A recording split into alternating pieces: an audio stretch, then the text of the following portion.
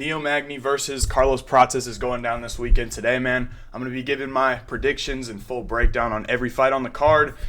This is the 100th event in the Apex, man, a legendary thing that's going on here. But without further ado, man, I'm not going to waste any more time. Let's get right into these picks. First up, we got Tresean Gore taking on Antonio Trocoli, the bottom feeders of the middleweight. Both of these guys, are at the bottom of the bottom with Cody Brundage, Josh Fremd, Cedricus Dumas. They're all at the bottom.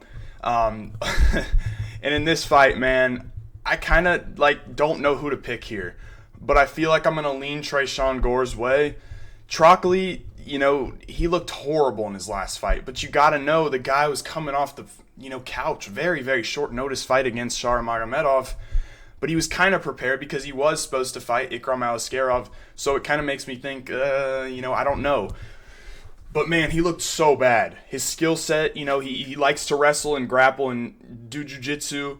I don't think he'll get Tresean Gore to the ground. Gore's got good wrestling. I don't think Trocoli's wrestling is good enough to get him to the ground. I think if he can get him to the ground, sure, I do think Trocoli can wrap up a submission or control him for long periods of time, but I don't see him getting him down. And on the feet, man, oh my gosh, Trocoli, he's going to have a huge, huge reach and height advantage, but the dude's footwork, man, it's like, he's stuck in cement. He can't move. It's so bad. I don't know what it is. He cannot move, man. And Tresean Gore is going to take advantage of that, in my opinion. I do think that is a style that's very much going to suit him. He likes to pressure, put you on the back foot, put you on the fence, and land his big right hand, which is powerful. He dropped Brian Battle with it. He's dropped other guys with it. And, we haven't seen him in a minute. I don't think he's good. But I think Trocoli's worse, and I do think the style of Tresean Gore is going to help and play into that style of Trocoli where he cannot move. And I think at one point Tresean Gore is going to put him on the fence in rip combinations or land a big right overhand and knock him out. Trocoli has not shown me enough. I can see him winning, and I hope, he doesn't look like a whole different fighter this time because then I'd be pissed. But I have watched him on the regional scene, and he doesn't look any much better. He also has not fought in forever. Other than that, before that Shara fight, he hadn't fought in so long. I believe it was 3 years. So I don't know what the guy's up to. Maybe he's training hard. And that kind of worries me a lot. It worries me a lot. So I do think this fight is going to be very, very close. Not excited for it, but I'm going to go with Tresean Gore to win this fight by a knockout. Next up is going to be Cortavious Romious versus Gaston Balanos. I am not impressed with Romious, okay? I don't even think he should have deserved a contract and gotten a contract. The dude he fought on the Contender Series, I think he just delivered my food right now. He's knocking on the door. That dude was so bad.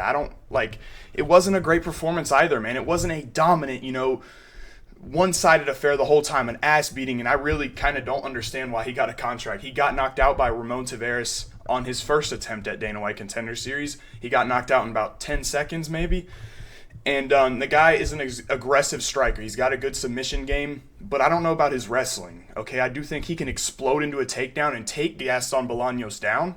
I do think that's possible, but I see Balanos getting up. I just don't think his control is where it needs to be. Most of his submissions are coming by arm bars off his back. Balanos isn't going to take him down. And on the feet, he's about 5'3", maybe. So he's going to be at a reach and height disadvantage as well as a complete technical disadvantage. I do think he can kind of drown Balanos with that pressure, but I just think the feinting of Balanos is going to keep Cortavious at bay.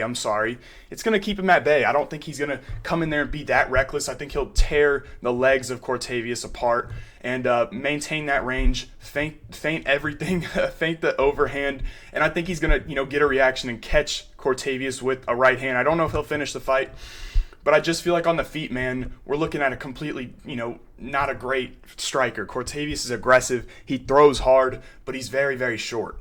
Very short. And I think Balanos, he got smoked.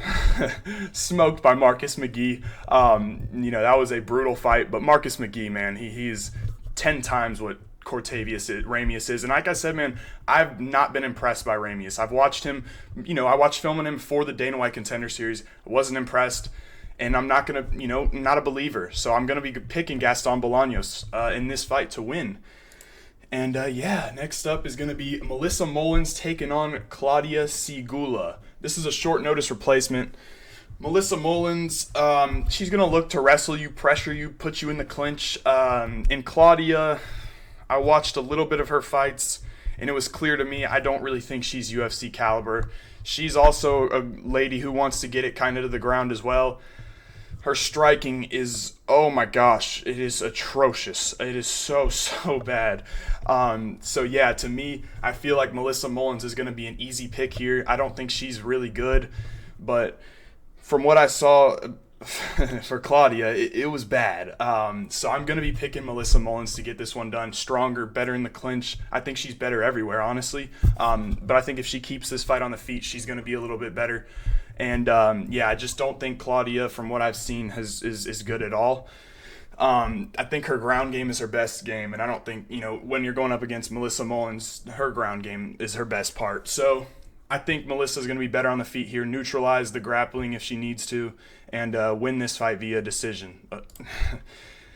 Next up, Damon Blackshear taking on Cody Stamann. Man, Damon Blackshear is my boy, bro. I love this guy. I picked him in his last fight, bet on him in his last fight versus, who the fuck did he fight, bro? Oh my gosh. Montel Jackson. I don't know how I forgot that, but it was bad. He got knocked out immediately, and I think if you run that fight back, that doesn't happen. I mean, I've seen Damon Blackshear get hit with some big shots. He's a pretty durable guy, and he's going up against Cody Stamann. Cody Stamann, he's a wrestler, boxer, but he's very undersized for the weight class. People talk about how he hits hard. He doesn't really hit that hard. And I really do like Blackshear. I'm a very, big fan believer of him. He's fought a tough guys in the UFC so far. Lapulus, Meerschaert, Montel Jackson, all of his losses. He's got great wrestling. He's got fantastic BJJ. You take him to the ground, you're going to be at risk of getting submitted. And on the feet, he's going to be longer. He's going to be rangier. He's a very thick guy. But he likes to use those kicks, Muay Thai kicks. He's very good at Muay Thai. He's good in the clinch. I do think he dominates this fight. I don't see Cody Stamann getting on the inside and landing big shots. And in the wrestling department, Stamann's not that good there. And if he can get Blackshear down, I don't really see Blackshear having trouble getting up. So I think in the clinch, the knees, the kicking, I really do think the kicking of Blackshear is going to keep Stamann at bay. We've seen him struggle with kicks. Lapulus, gave him some problems. I don't think Blackshear lost to Lapulus. He didn't. I don't know why I said that. My bad. But yeah, man, to me, I think Blackshear's better here. I like his hands as well. Stamann, it's just not that good. And I've been high on Damon Blackshear for a while. Like I said, I beat him to bro. I picked him to beat Montel Jackson, and that didn't go well. But in this fight, I think he's going to be the better guy here. Get this one done pretty easily, and I will be picking Damon Blackshear. Next up is going to be Charles Radtke taking on Matthew Semelsberger. I fucking love this fight, man. This is a sick fight, such a banger, and I have a great prop for this fight as well. Look, man, Matthew Semelsberger, powerful striker, nasty 1-2. The dude hits like a truck. He's explosive. He's got a pretty good kicking game. He can wrestle. He can grapple pretty well. He had issues against Preston Parsons in that fight, but the dude's still game. He's such a fun fighter to watch. And with Matthew Semelsberger, I always go back to that Uros Medic fight. One of my favorite underrated fights. If you haven't watched that, man, go watch it. Such a good fight. Where he ended up losing that one. He was controlling that fight. I thought it was 1-1 going into the third. He dropped Medic real bad. And one thing that both of these guys have is big power, okay? Charles Radtke sat down Blood Diamond in his UFC debut and then knocked out Gilbert Urbina bad. Dropped him twice and knocked him out with a nasty left hook. So you can kind of see where I'm leaning here. I think the under 2.5 rounds is going to be valuable here. I know the glove situation sucks and all this, but these guys can crack, and both of them love to come forward. They love coming forward. Matthew Semelsberger has 10 knockdowns in his UFC career. Chris Radtke, 2 fights, 3 knockdowns. So both of these guys have bombs in their hands. But, that's what I like on this fight is the under 2.5. But if I had to pick a fighter to win this fight, I'm going to be going with Charles Radtke, okay? I think Radtke, I've seen Semelsberger get hit with a left hook a lot. That's one of Radtke's best shot is that left hook. I love his hooks. I love his, grinding. Grinding in the clinch. His jiu-jitsu's better. So if this fight finds its way on the mat, I do think Radtke's going to be the better guy on the mat. The wrestling of Radtke's not insane. I do think, I don't know, man. I think the clinch is going to be good for Radtke, but it's such a tough fight to call. I really do like Matthew Semelsberger. I like Radtke as well. Going to be a banger of a fight. I don't really see it going over 2.5, I know I don't want to say that, but both these guys have power, and they're not going to dance around the octagon. They're going to meet in the middle, and someone's going to be getting pressured, and they're going to be landing big shots. But I think I've seen Semelsberger get hit with that left hook so many times. Medic was hitting him with it. Preston Parsons was hitting him with it. I've seen him get hit with it so many times, man. AJ Fletcher was the big one where I saw him get cracked with it multiple times. That's Radtke's best shot. I think he's going to land something like that. Drop Semelsberger, maybe finish him, but I could see Semelsberger finishing Radtke the same way. Both these guys have been finished before, but the clash of the styles, I don't see this one going over 2.5 at all. And it's minus 105 right now, so good value on that. Obviously, the glove situation could fuck it up, but I don't give a shit, man. This one is not going over 2.5, man. I'm very confident. This is going to be such a fun fight. I absolutely love this matchup, but I'm going to be picking Charles Radtke to win this one via a second or first round KO, but I could see Semelsberger finishing it as well. It's such a good fight, and yeah, man, I love that shit, bro. Mansur Abdul-Malik taking on Dusko Todorovic. I like Mansur. If you saw my top 10 Dana White Contender Series prospects, Mansur's top 4 for me, top 5. He's real good.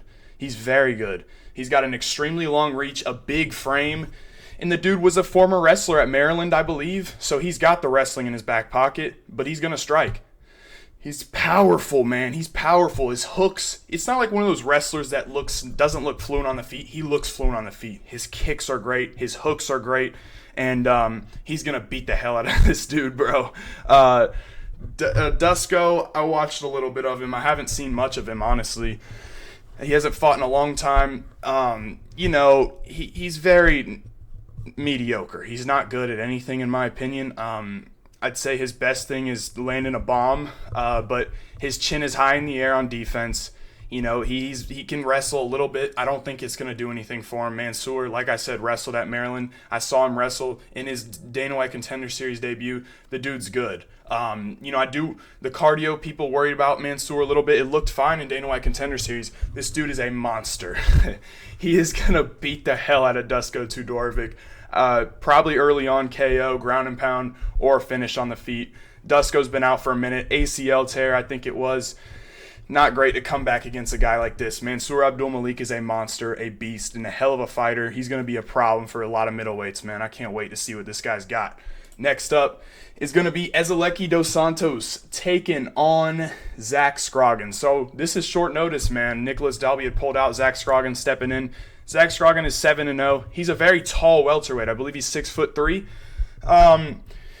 I think this is a little bit too early, man. Zaleski dos Santos has proved himself as one of the, top welterweights. He's still in that 20 to 30 or 20 to 15 range where he's competing with top 15 guys. You go and look at who Zach Scroggin's fighting. He's fighting my uncle, my grandpa. It's like, bro, he is the people he's fighting, man. It's not even comparable to the guys Zaleski's fighting. So it's hard for me to pick this guy. And if his skill set was, blaring at me like it was that good, then maybe I could. I don't think it's that good. I've seen his hands drop a lot. His striking doesn't look that good. I will say his kicking is pretty good. I do like that. But everything else, man, Zaleski, he can take him down. I think the boxing is much better on Zaleski. I do expect him to find the chin in this fight and put Zach Scroggin out, man. It's just the levels, man. You know what I mean? It's just a little bit too early for this. And, I'm going to be picking Zaleski dos Santos to win this fight.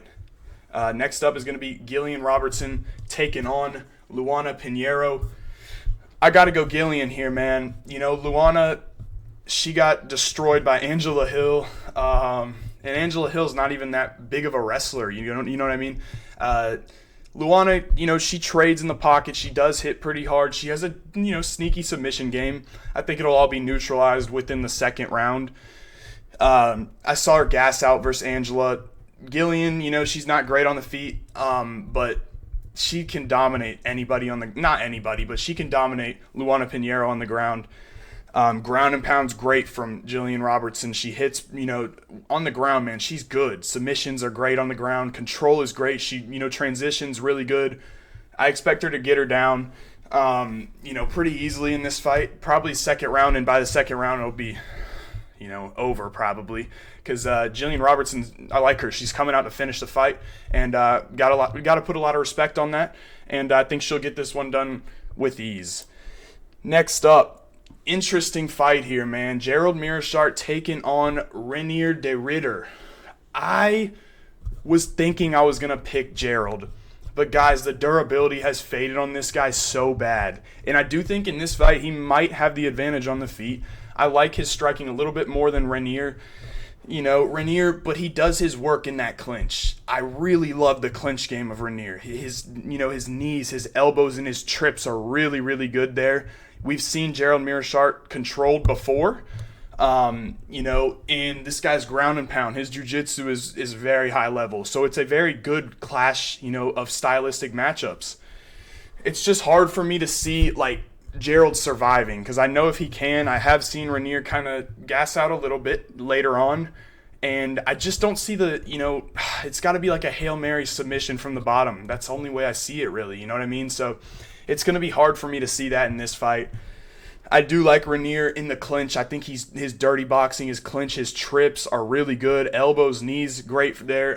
His wrestling isn't the best, but he is ground and pound. His control when he gets you there, man, special. His submission game is incredible. This guy's had a ton of success at one. And Gerald, obviously, man, he has good grappling. He's great submission threat. I think the physicality of Renier is going to get this one done. He's also longer. I think he's the stronger guy, more athletic guy. It's hard for me to pick Gerald nowadays, but I do think Gerald could make it a tough fight. And with the number, I believe he's over plus 200 now, there could be value on him. I just don't really see it here. I'm going to pick Renier because I do think the durability of Gerald is fading a lot. Edmund Shabazian hit him with like a little kick and folded Gerald. But I don't know, man. It could, because there's always a Hail Mary chance for this guy, bro. He's pretty good with that. But I'm going to be picking Renier to win this one.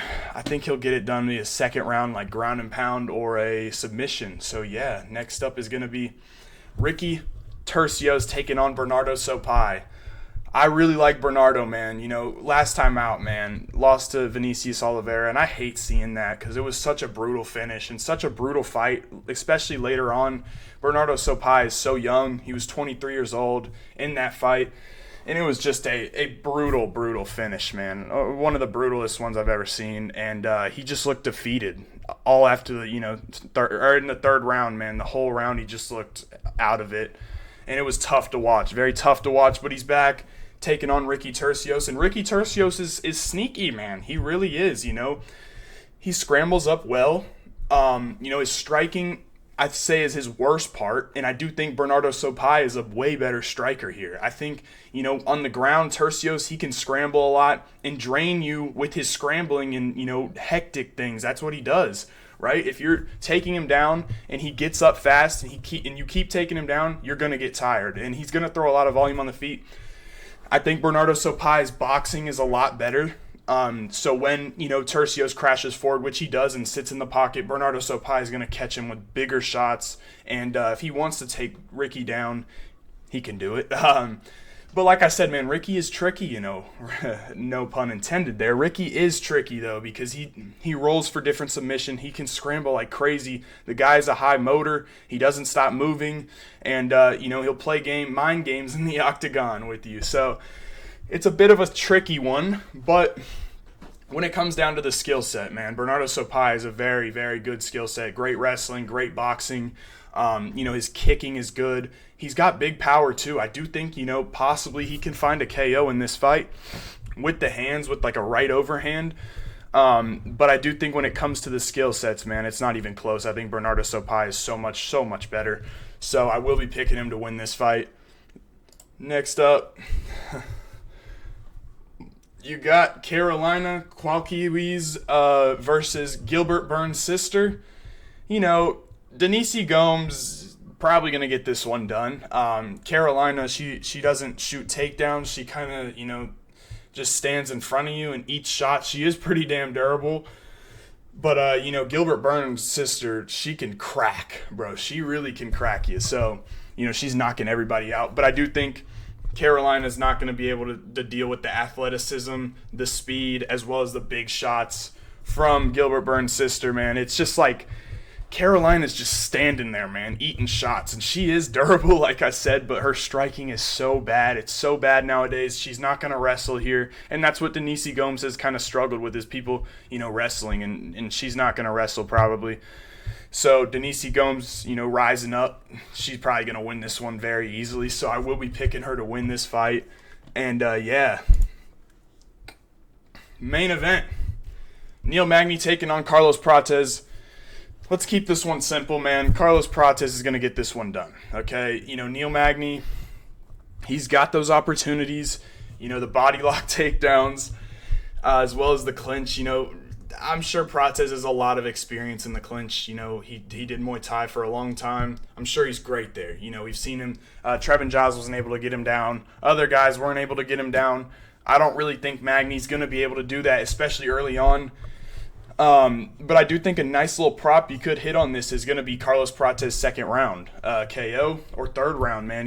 He does in the first round, he's dissecting information, downloading information, but he does do that a lot where he's not throwing that much. He's kind of just letting you throw so he can get his reads and then, come out and get the finish. And I could definitely see that here. I think that's a very possible thing. He's, finished a lot of guys in the second round. Li Jingliang finished in the second. Trevin Giles finished in the second. Radtke very late in the first round. So you look at that and you're like, okay. And Magny's durability's gone, man.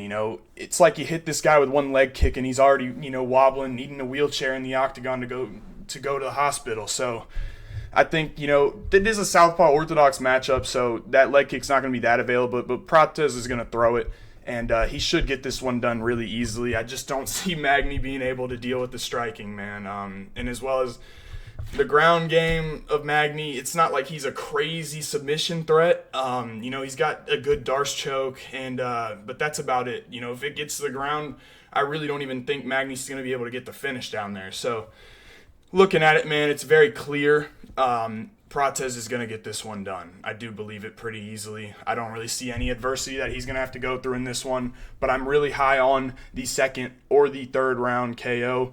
But I also do want to say the Cody Garbrandt fight versus Miles Johns got canceled. I was going to pick Cody Garbrandt, man. I'm so upset because I do think he would have whooped Miles Johns' ass. I do think so. And that sucks because I really wanted to see that fight, and I really wanted to, pick Cody Garbrandt. I did a lot of work on that fight, but shit happens, man. It is what it is. I hope y'all boys enjoyed, and I will catch you in the next one.